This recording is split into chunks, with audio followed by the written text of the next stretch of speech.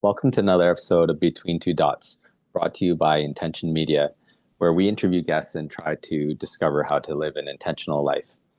On today's podcast, we're joined by Yogesh Sheta. Yogesh is a doctor turned financial advisor and the founder of Immunis Financial Brokers. He helps South Asian business owners, dentists, medical professionals across Canada save taxes, protect assets, build wealth through integrated strategies, connect legal, financial, and accounting advice. Passionate about using AI and storytelling, Yogesh is on a mission to fix a broken advisory system and turn complexity into clarity. This is a great conversation.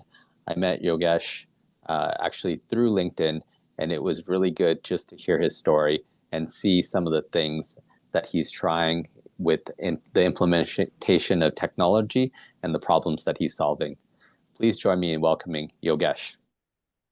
Yogesh, thank you so much for taking the time to be on our podcast today. Where are you taking the call from? I'm from Calgary. And is that your office you're at right now? Yes, I'm in the office right now, and we have a small office here in the northeast section of the city, in the Calgary. So yeah.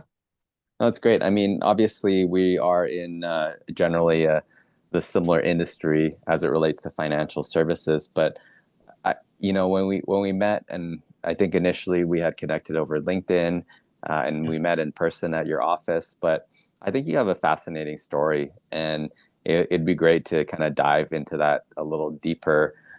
Maybe start us from the beginning. Where did you grow up? How did you grow up? Did you have any siblings? So I grew up in India. I immigrated to Canada in 2011 as an international student. But I'll take you a little bit back in India how we. So I have one sibling. I have one elder brother who's actually now in Europe. So our parents are in India. I'm in Canada, North America, and he's in Europe, in Germany. So we're kind of spreaded, kind of a diversification. Want to see which country, which continent does better in a way.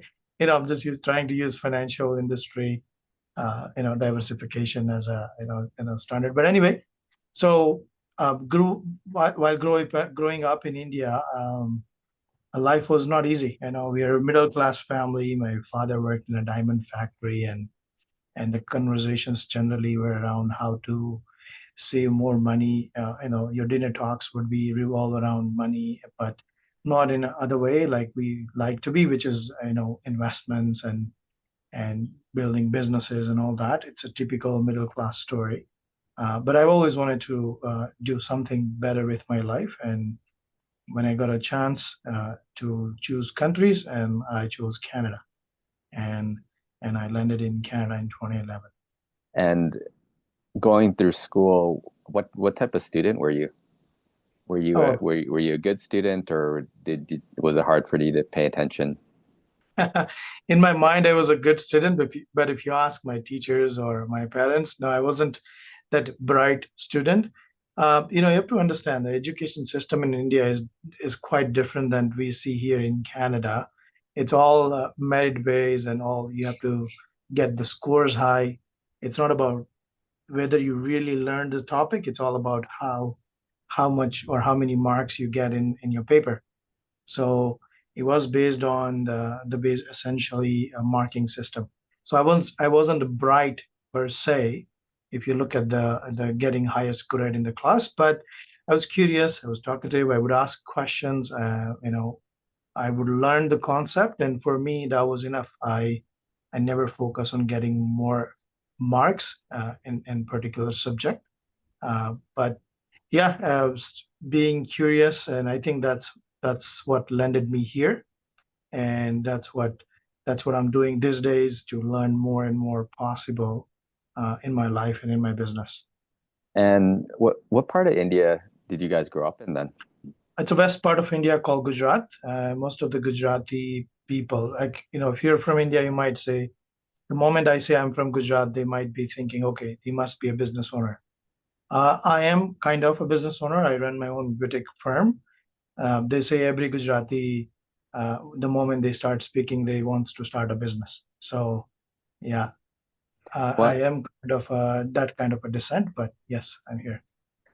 why do you think that is culturally? Like you said, it's kind of reputationally known and culturally, uh, If, like steeped in that you guys uh, tend to own businesses and run businesses. I think it's intertwined in your culture.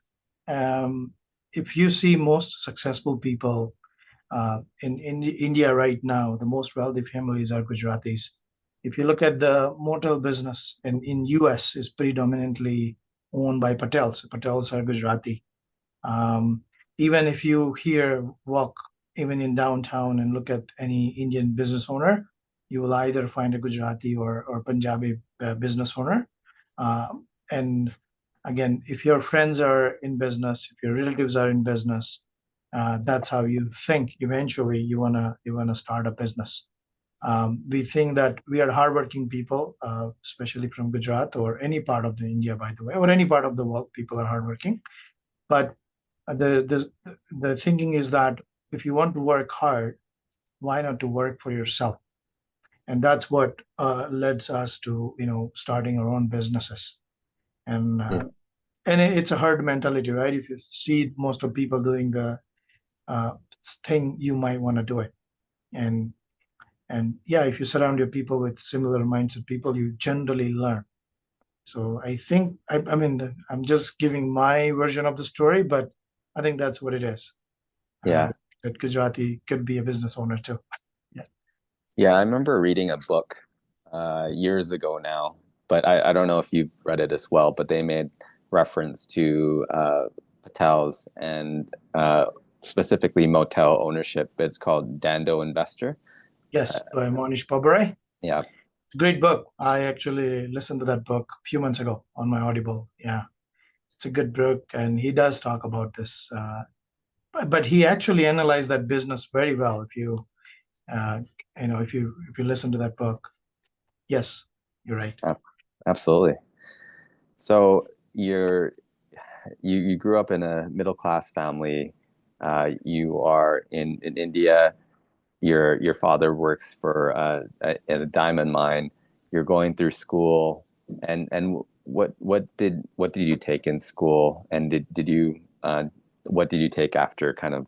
I'm not sure what the schooling system was like as it relates to primary, Right. secondary, that sort of stuff. Maybe just walk me through that as well. So we do have primary and secondary school system in India, but then in the secondary school, when you go into high school, you have to choose either a commerce stream or a science stream, and science is considered better. No matter, although people in commerce do very well financially and profession wise, but it's like a culturally you have to take science school. You have to become either a doctor or an engineer.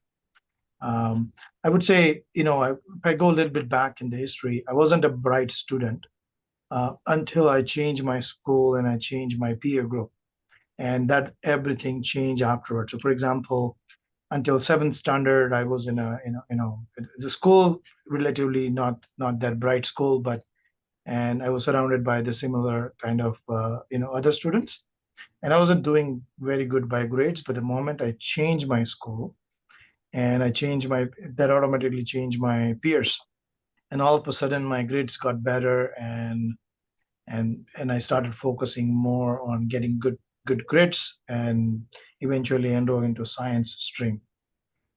So again, you have to choose either you go in a commerce where you do accounting, uh, all the other jobs like in lawyers and finance and all that, or you go in science stream where you can become an engineer or a doctor. Or there are lots of doctors, right? There are homeopathic, Ayurvedic, and so many varieties of doctors that you can find. So afterwards, you chose the science route, correct? Yes, Okay. And choose then this. where Mhm. and where Sorry. where did that lead you? So I chose the science, and once you get some grades, you have a choice. What do you want to do? Do you want to go into medical school, or you want to go in engineering school?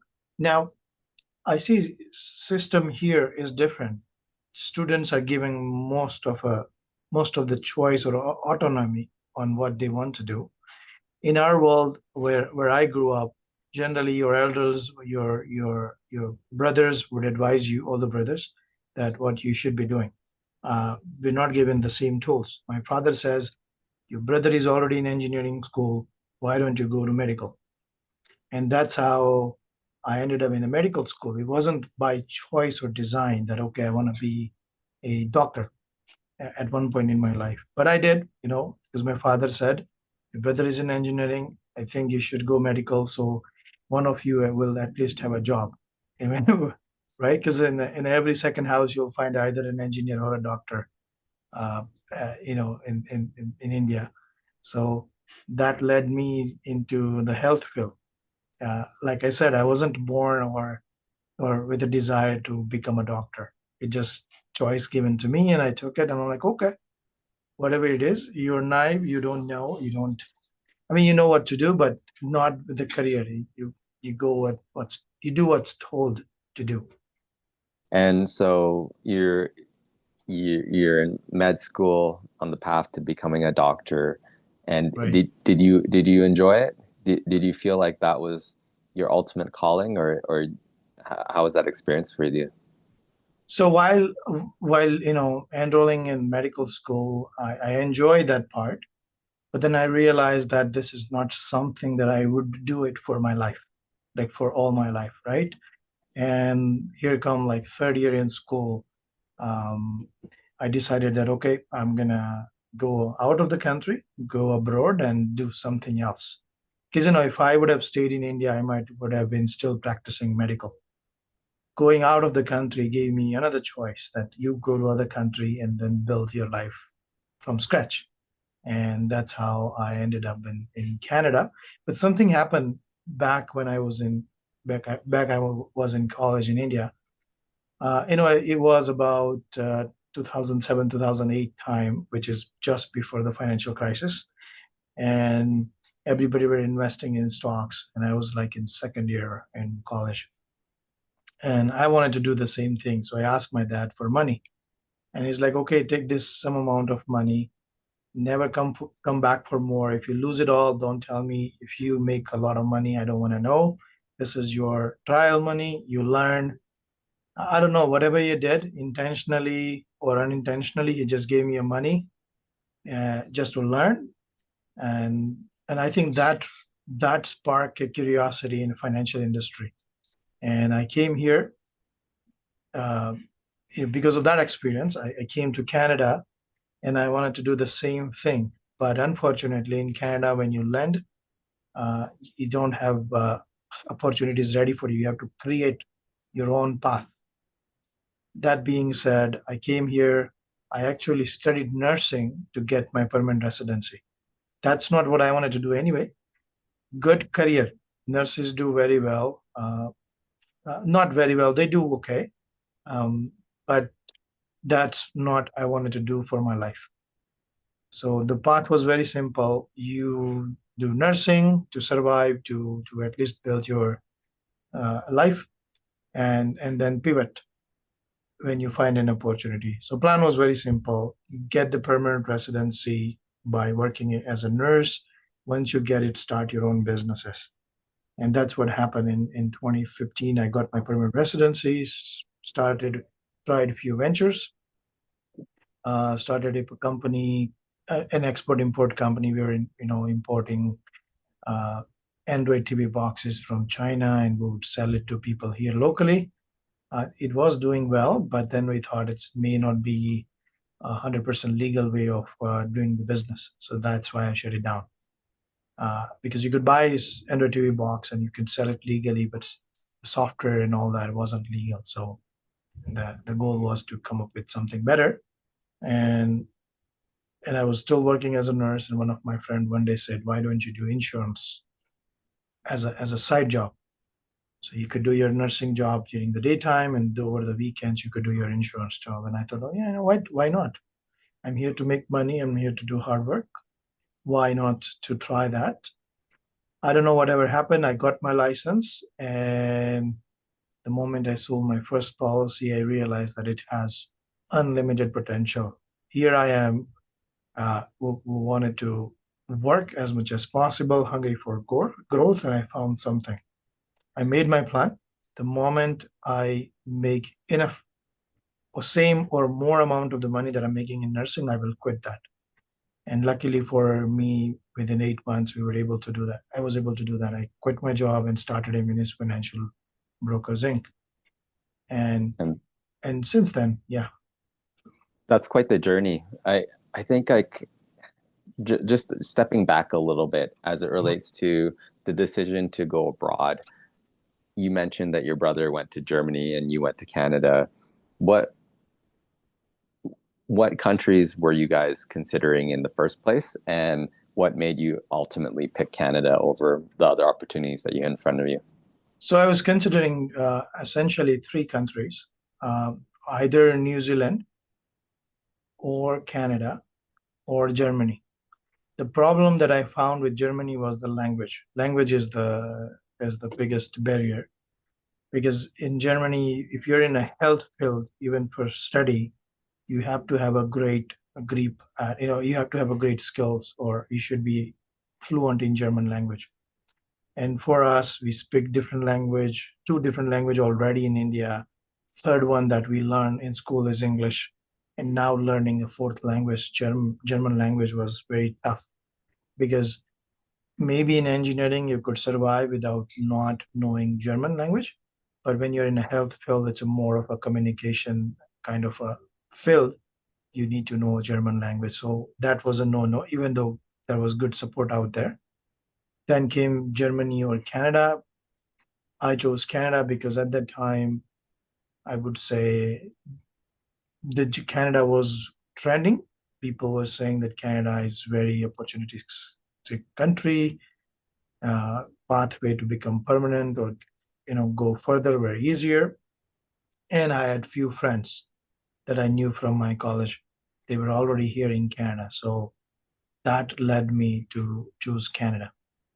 And I love what you did there as it relates to, you were working in nursing and then you were working towards kind of building and going into this business on a full-time basis, because sometimes that's kind of the misconception as it relates to, you have to just start from nothing, where you could kind of build something on the side until you're ready and stable enough to make the leap, right?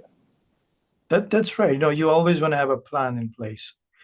If you don't plan, then it's all risky, and you may not be give your 100% to any idea or any opportunity, right? For me, I I knew it. This is a great business if you want to work in it, but it has its own challenges.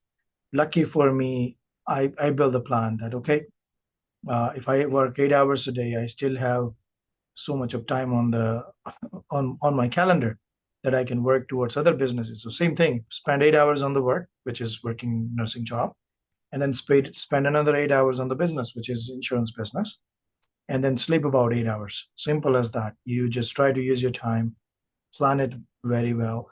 And I could see the future. If you could imagine, you could do it. Correct. Um, and the goal was very simple: build your business. Eventually, you have to choose one because I also believe in uh, affirmations. If you really think about it, or if you really want to do it, you can do it. And I really made my goal that okay, by the end of this year, I just want to switch my career entirely. So very much passion that came from my experience with stock market in 2007, 2008. Although I lost most of the money then, but it gave me a great experience. And that curiosity with the possibility of growing my family and business led me to jump careers. People always ask me that, how does that work? Like you were in the health industry and now you're in finance. Simple. It's all about determination. I wanted to make that jump, and universe helped me. Simple as that. With hard work though. Yes, 'cause it seems like quite the journey. I mean, I don't Thank you. imagine it was easy. Was there, in that whole journey, was there something that was difficult or hard for you to experience that eventually led to something positive or a learning?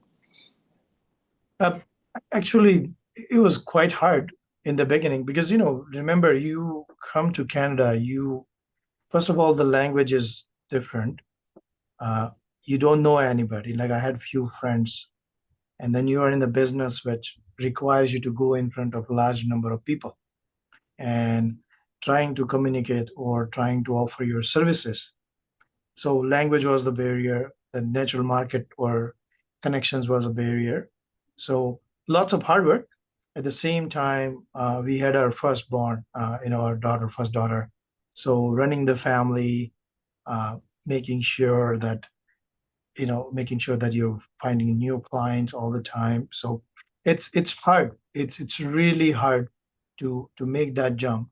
But again, I think I really wanted to do it, and once when you want to do it, uh, actually universe helps you. So I'm so happy that I made that move in 2017 when I switched that career entirely, and I'm not looking back at all. It's just strong determination along with hard work. Knowing what you know now, what advice would you have given your younger self, perhaps when you first got to Canada? What, how would you advise that young man? I would advise my young man to why didn't you do it sooner? I spent 6 years in medical school before coming to Canada and started from scratch. I still think if I would have been even 6 year earlier in Canada, my life would have been even better because you land in 2011. This is already 2025. That's 14 years. In 14 years, I can build my business, build my life, stand strong on my feet.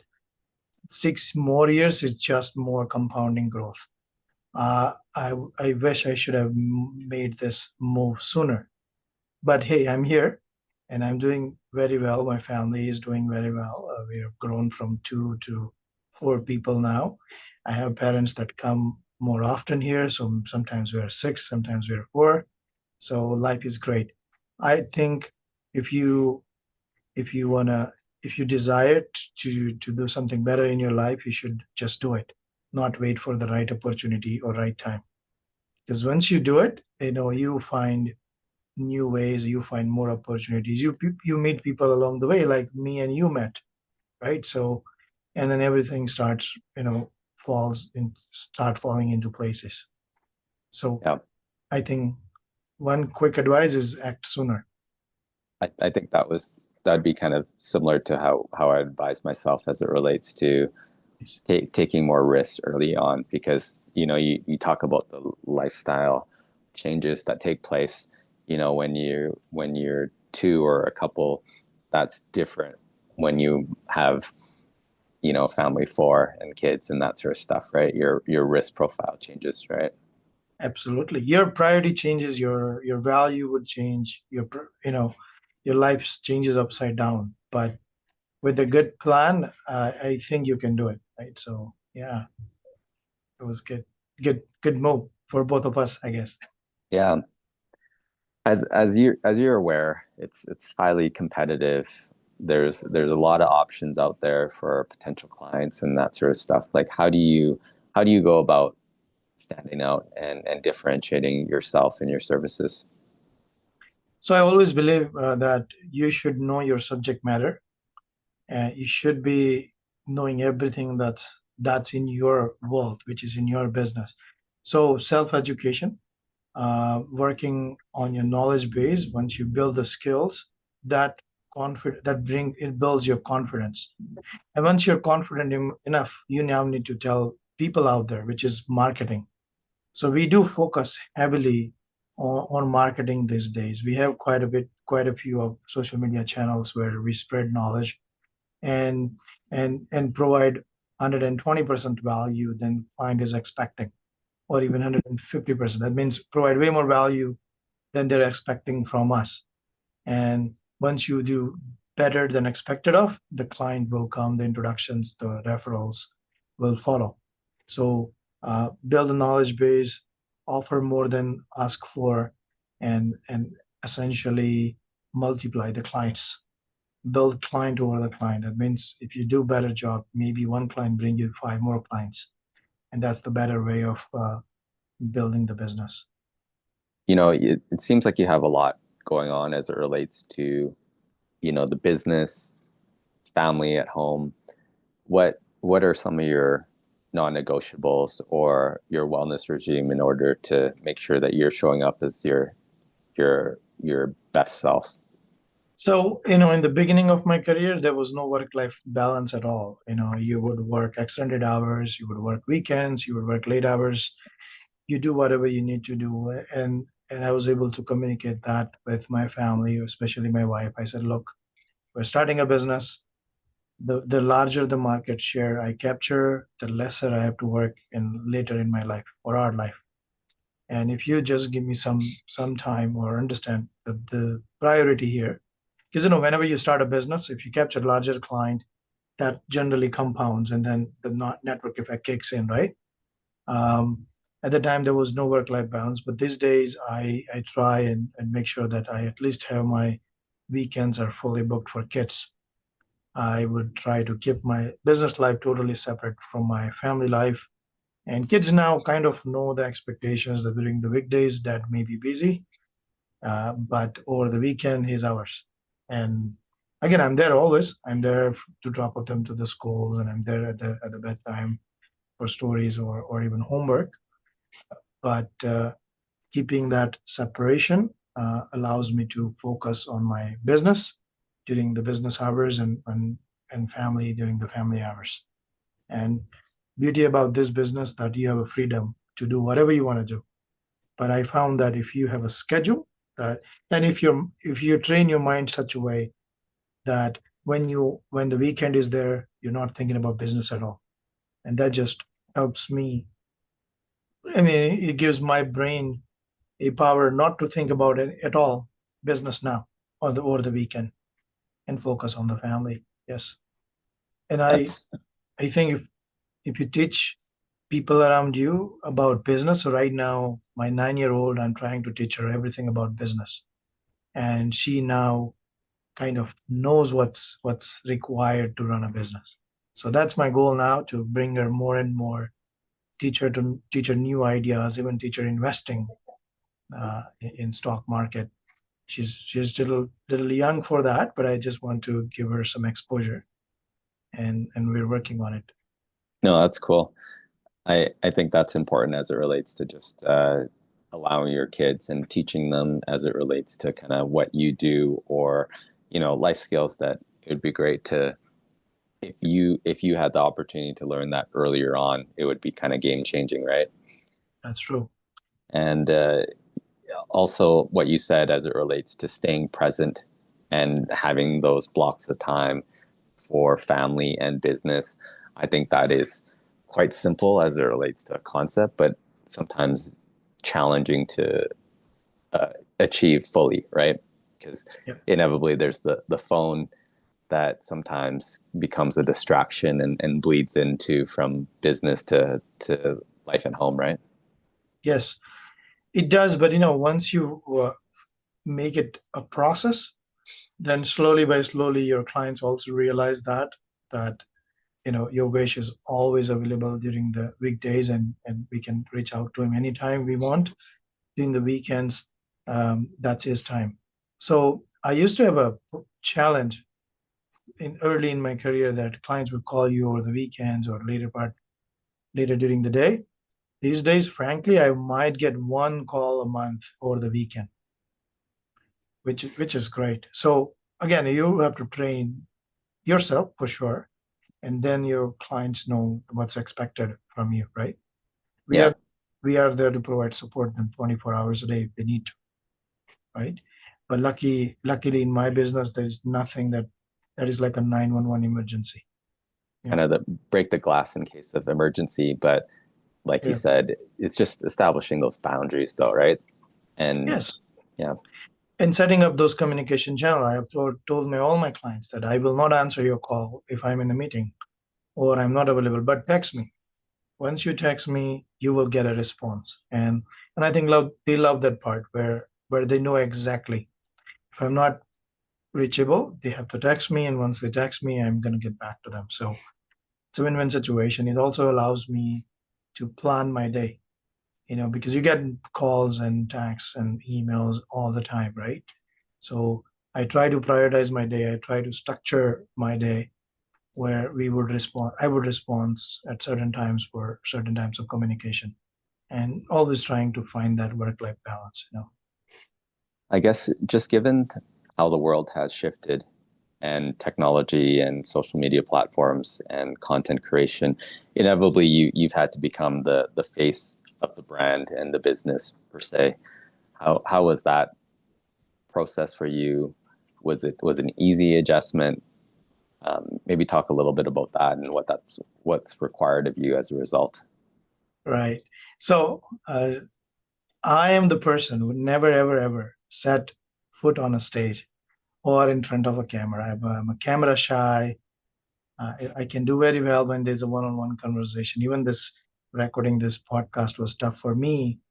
But in 2014, I challenged myself that I want to do something for my business because times are changing, consumer is changing, the behavior is changing, and especially after COVID, it's not that you can do face-to-face business.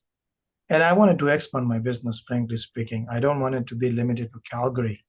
So expanding to other provinces required me to be more comfortable in front of the camera.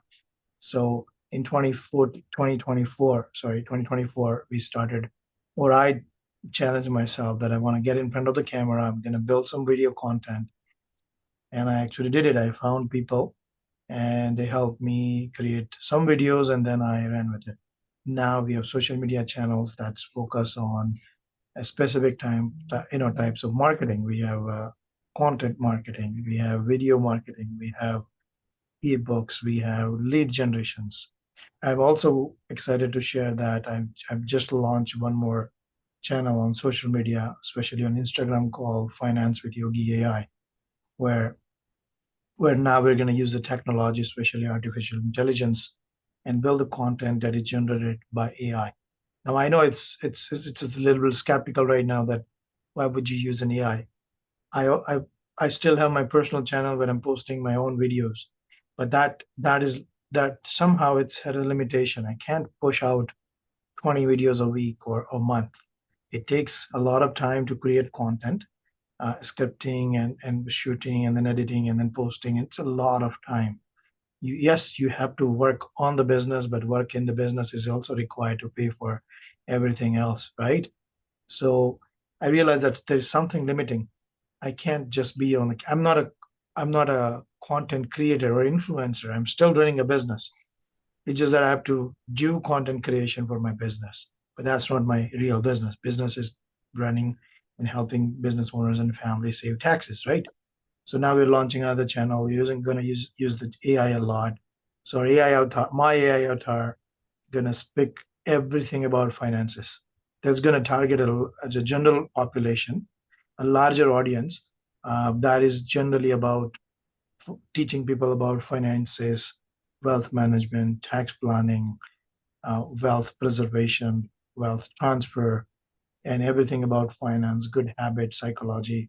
So I can now push 20 videos a week if I want to. And that's what we are working on. And we are honest with viewers saying that this is a content generated by AI.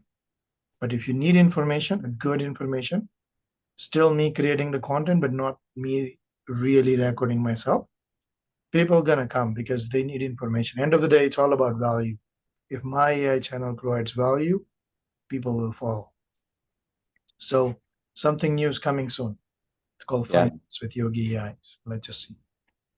yeah, no, that's pretty cool. I mean, inevitably, um, you look at these steps that countries have taken, I guess, like namely like China and the US, where they have mandated AI be put into the curriculum and education.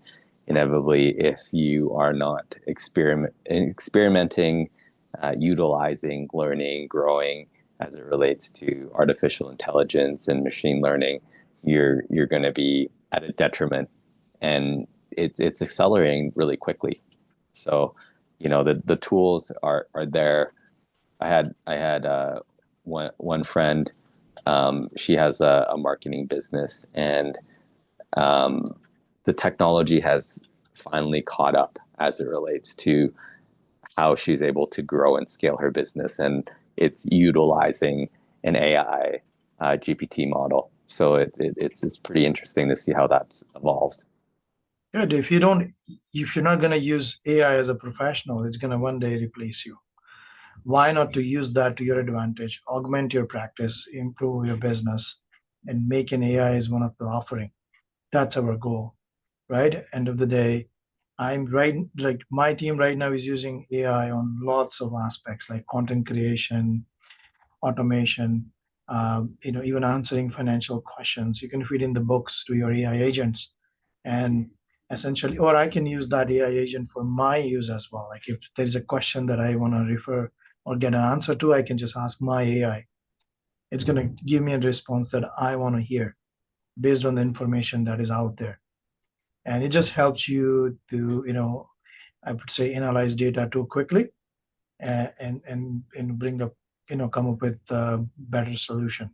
So AI for me is the blessing. I'm not afraid to use it, and I'm going to continue to use to my advantage.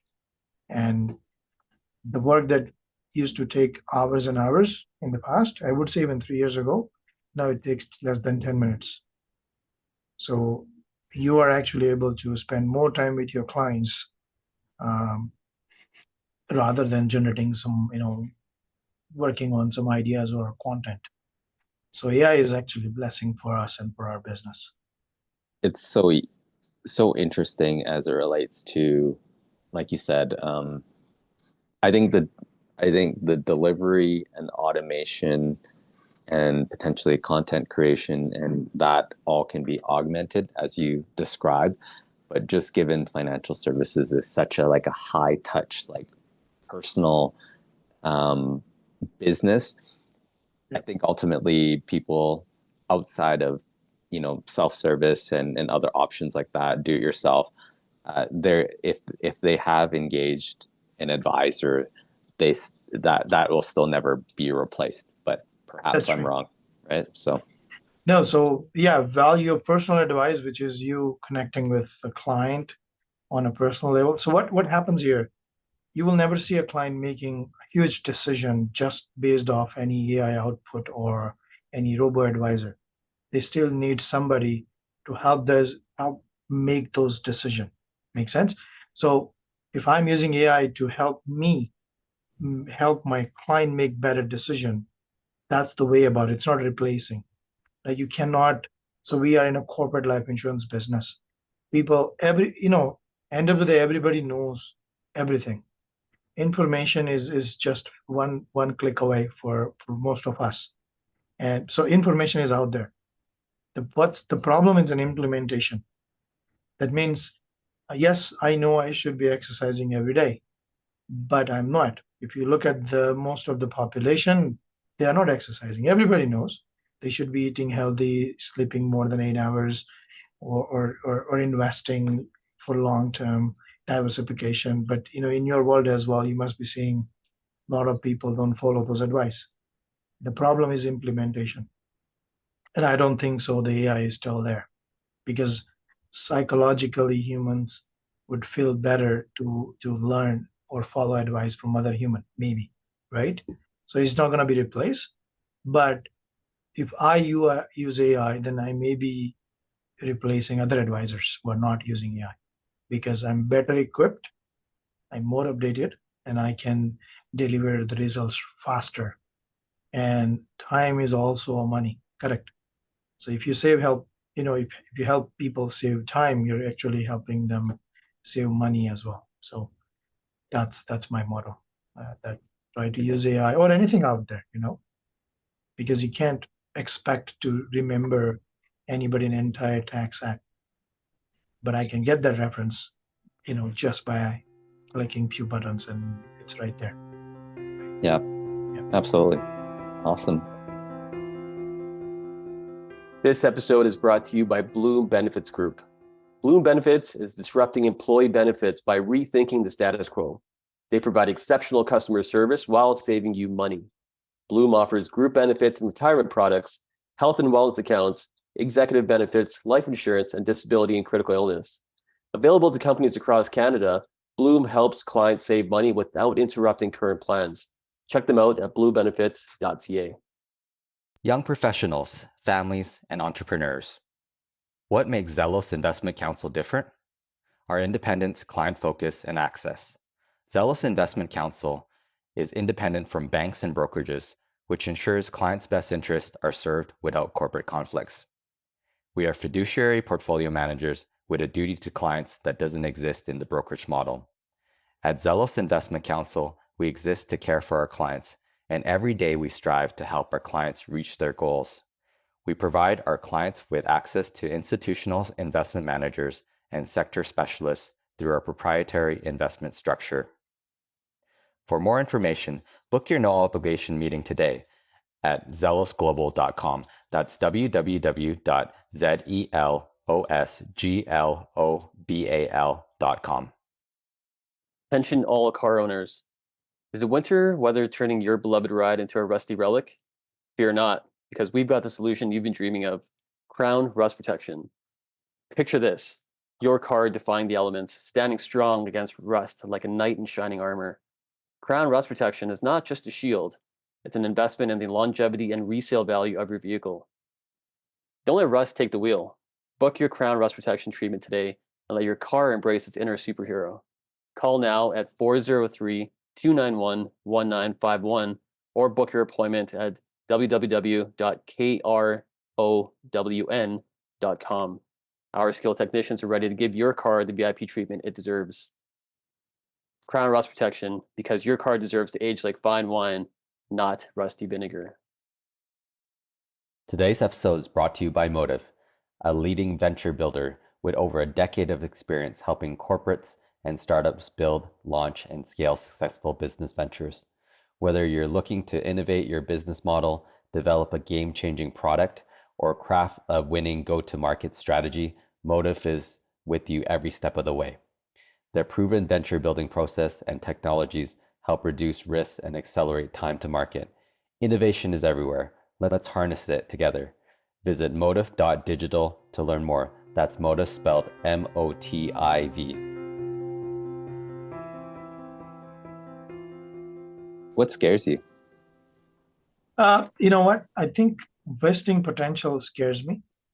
I see lots of entrepreneurs and business owners, and they have great potential to grow, but they just don't act the right way. So that's what generally scares me, that people are just not acting to their full potential. And even in our business, we see lots of business owners do very well. They run their business very successfully, but then they fail to plan on the other aspect, like tax planning or estate planning, and then it just wastes potential, because here they are trying to work hard for dollars, and on the other side, they fail to plan. It's actually fail to plan is plan to fail, right? So they fail to plan on tax planning and lose up to 50% or even more of assets just because they didn't plan it. And I think, it's all about saving dollars, saving time. And I think that's what scares me, that, and in our solution is to provide as much as possible information to public out there. They don't have to work with us, but if I can educate people and at least share some ideas, and hopefully some of them would act. So yeah, I think my biggest, I would say, the thing scares me is wasting potential. I did, 6 years of medical school. I think, again, that helped me develop some other ways as well. I'm not saying it completely wasted, but I did waste my 6 years. If I think back, look back on my career. Well, it's interesting because it's so hard to understand how things would unfold, and so perhaps you had to kind of go through that journey in order to get where you are, right? It's very easy to say that, yes, if I did this and that, and things would be like this, but you just never know, right? If you look back and you always think, I wish I should have done this or that, right? Or buying a Bitcoin in 2014, whatever, right? Yeah. At that time of the day, or it may not be a right choice. So again, but if you surround yourself with enough smart people, the likelihood of making those mistakes are less. So your network is also very important when it comes to, you know, I would say growing in your life. Yeah, absolutely. And perhaps you can talk about that as it relates to the importance of network and community in both professional and personal. I think if you surround yourself with people with great potential, or people who have growth mindset, eventually helps you grow as well, because the conversations are totally different. It's like, it's not about cutting corner here and there. It's about, okay, how do I grow my business? How do I invest it for future? Right. And I think everybody in our life teaches us a lesson. Ask an immigrant person. You come to Canada, it's totally different language, totally different culture. You see variety of people, because people come from all kinds of background here in Canada. So you learn a lot from a lot of professionals, and every culture has something great to teach us. Why not to learn from everybody? So I think in the personal life as well, you learn, or your life just gets better, depends on your network, right? Because if you are in a group where people are talking about growth, you're naturally gonna directly, indirectly gonna make better decision. And so, and I've seen this. I have experienced that in my life as well. Like I said, I was not a bright student at one point in my life, and then changed my school, and all of a sudden the trajectory changed. So sometimes you can't control your network, but many a times you can, and you should be focused. And I always believe in upgrading my network. That means continue to learn from successful people. If you are, I would say, out of six people, you are I would say, sixth one that knows a little bit less. It's better for you, because those five people will teach you something in your life. Yeah, absolutely. If you're the smartest person in the room, you're in the wrong room, as they say, right? So yeah. That's right. Yeah. Well, I really appreciate this conversation. I think it was so great to dive into your journey and learn more about kind of how you got to where you are. And I think you offered a lot of insight as it relates to life, just generally speaking, business, and even I really enjoyed the discussion as it relates to technology and AI. But just wanted to kind of give the floor over to you and just let our listeners know how they can get in touch with you and find out more about the business and any other ways that we can support you on things that you're passionate about. The floor is yours.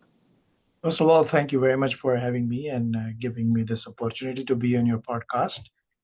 You are such a great person to work with. I see what you do for your clients, and as a business, we found synergies working with you. So we help people turn taxes into opportunities. Essentially, if you don't have a plan, government has a great plan for you, which is taxing you every way possible. I work with a lot of other professionals, so it's a collaborative approach. We work with lawyers, we work with accountants, we work with discretionary investment advisors like yourself, and us as a financial advisor or corporate financial advisor take a role of a center of influence, basically bringing everybody together for a business owner client and making sure that they have a right structure in place, their taxes are optimized, they have risk and wealth management strategies in place, and end of the day, estate tax plan is also covered. And we do that variety of combination of services such as corporate insurance planning, investment planning, uh, tax planning, and strategic philanthropy, which is helping people convert taxes into charity. If you don't want to give it to government, you gotta give it to someone else other than your kids, which is charity. So it's right. It's finding the right solution for the right client. So if you even to the audience out there, if you would like to learn what we do, again, we do post a lot on social media platforms. You can just search me by my own name, which is Yogesh Sheta, on LinkedIn, on Facebook, on Instagram. We're launching this new channel called Finance with Yogi AI. On Instagram, follow me there as well. You're going to find more generalized advice there. On our other social media platforms, we focus on dental clients or high net worth clients and other business owners community. But for general knowledge, it's out there on Yogi Finance with Yogi AI. So if you don't like taxes, you might want to talk with us, and we can really help you turn those tools around and just do better with your money. Amazing. Thank you so much. Really appreciate the time. Thank And I found this conversation interesting, so hopefully the listeners will as well. So thank you again. No, thank you. Thank you very much for having me on this podcast. I really enjoyed the conversation. Thanks for asking questions. You're good. Appreciate it. Thanks again. Thank you. Okay. Thank you again for joining us for another episode of Between Two Dots by Intention Media. This podcast is co-hosted by myself, Gilbert Bong, and Hafiz Mita. If you enjoyed this podcast, please rate and review wherever you listen.